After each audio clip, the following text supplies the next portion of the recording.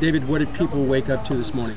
This morning we woke up to buildings that are really hurt and destroyed. The property damage is unbelievable. More importantly is that people are being pulled out from the rubble this morning after the attack from Iran with the missiles here at Bat Yam and other places in the country in the last 48 hours. You know that this has been an unprecedented moment in Israeli history.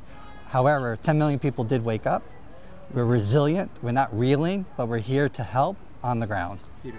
There is a level of shock, but once again, strength for this nation. I mean, I think of other nations to get missiles impacting in their cities.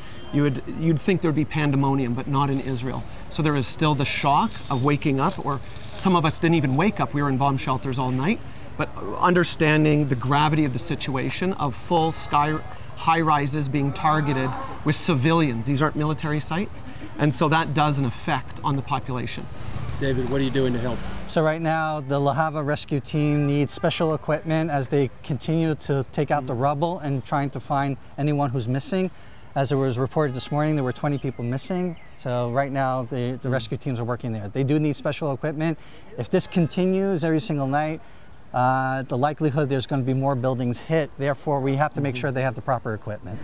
Peter, what does this say about Christians and Jews working together? Well, I think it's an amazing thing because when you look at history, we didn't really do that. So since October 7th, Isaiah Projects and Bridges for Peace have been like stitched together, providing help, thousands of bags of help, working with displaced Israelis, helping first responders, putting eye-in-the-sky camera systems for civilian defense. So this brings us closer together. It rallies the Christians around the world to pray for Israel, to connect with the Jewish communities in the nations, and to give and make a difference. That's what this is. This is real life making a difference. It's expressing the covenantal bond between Jews and Christians in a covenant land. Absolutely. Both of you, how can people pray?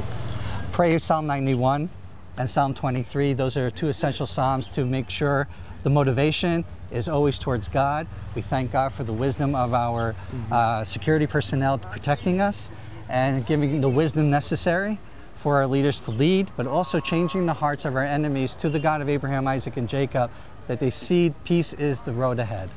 And I would also add to that, changing the hearts, both in Christians and Jews, as we come together and work together. This is for something much bigger. God is a part of this. God is right in the epicenter, and we are seeing miracles each and every day. And the fact that we can do this together is a miracle.